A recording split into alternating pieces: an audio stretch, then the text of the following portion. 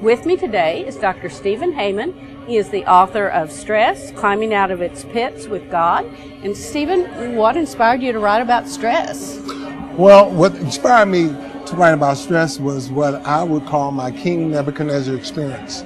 During that period, I had leukemia. I lost everything that was important to me, my wife, my children, my homes, my car. And so right after that period, I wanted to know about this entity that saved my life. And let me say that I had been in practice probably 20-something years. I'm a psychologist in private practice for 20-something years.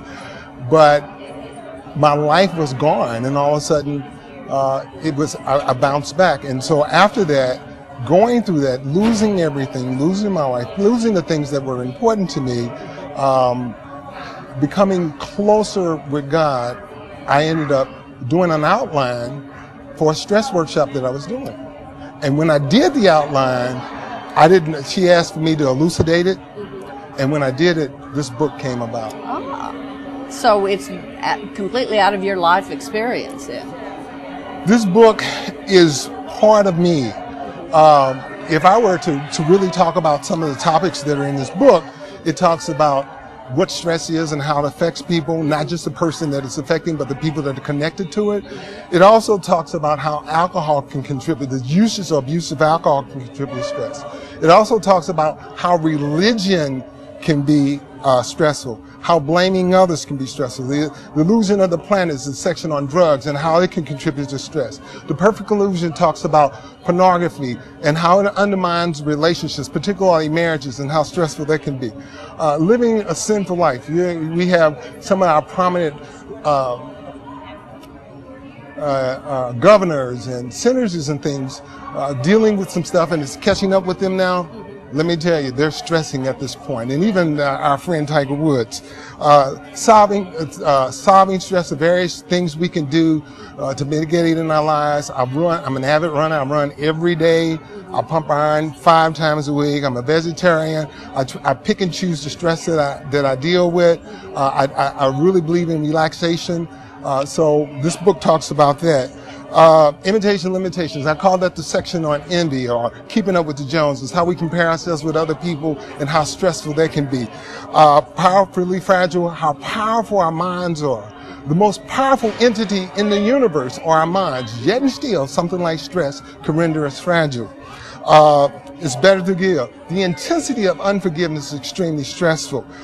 Anger, and that's how a lot of us are walking around angry, and we don't even know that we're angry, but it can contribute to stress. What love has to do with it? Why do we choose the people we choose? And when we choose the wrong kinds of people, why it's so stressful?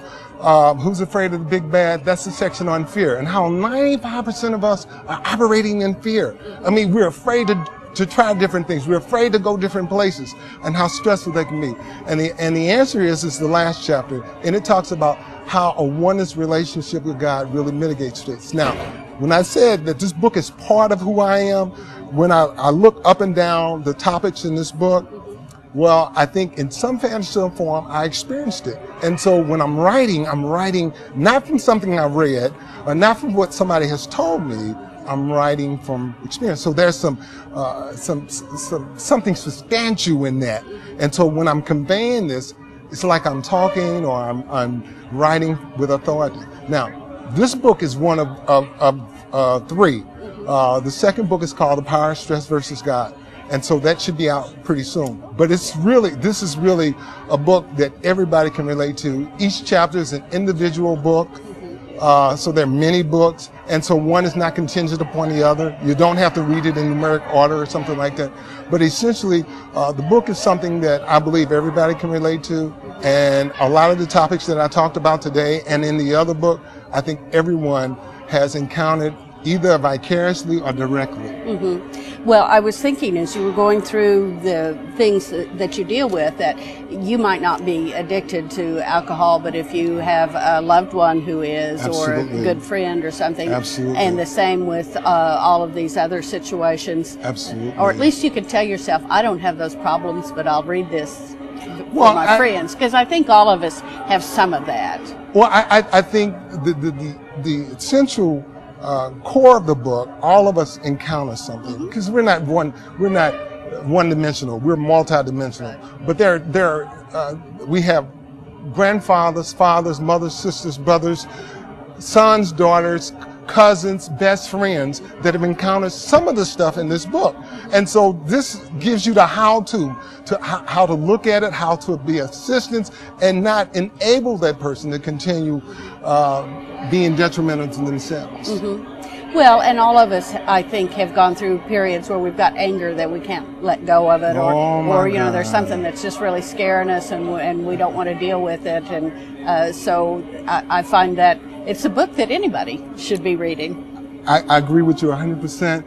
It's funny that you talked about anger, and I think I said a little earlier that a lot of us are walking around with unresolved childhood issues. I'm talking about anger, and other people are reading us.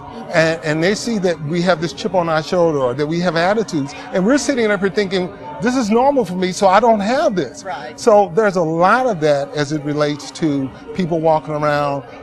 You can't approach them, you speak to them, and you know, that kind of stuff. But they're thinking that they're being okay, but it's really layers and layers of irresolved anger that is affecting not just them, but the people that they encounter. So whether we're talking about fear, whether we're talking about anger, whether we're talking about blaming other people, whether we're talking about unforgiveness, everybody can relate to this book in some fashion. Well, I'm impressed that you've managed to cover so much. Thank you. It's just kind of everything that humans deal with. You've got in this book. Now you said you had another one. The one we're talking about now is stress, but you said you have another book out. Right. The one that's coming out very, very soon in the next few weeks is called The Power of Stress versus God. Now, in that book, there are various topics that were not covered here. We talk about stress and how it affects diabetes, stress and how it affects cancer, stress and how it affects people who've experienced death. In fact, there's a lady called me while I was here yesterday, and I had treated her daughter, and she's 40 years old. And so the mother called me yesterday and said she died yesterday at 5 o'clock. And so death. And so we talk about how we are attracted to food when we're stressing and we eat. And so there's food addictions there. And so there are so many avenues that we talk about. This thing about violence, workplace violence, and people shooting people. Somehow or another, people feel like this is the best alternative that they have available. And so people don't understand. They're not reading that these people are on the edge, and then they do that. Well, the second book, The Power of Stress versus God, really talks about it. It covers quite a few topics there. Well, I want to thank you so much for being with us today. Not a problem. It is really my pleasure. Thank you, BJ, so much. Thank you. Dr. Stephen Haymon has been here talking about stress, climbing out of its pits with God. He has another book coming out shortly, The Power of Stress versus God. You can find both of these books at your local library and your favorite bookstore.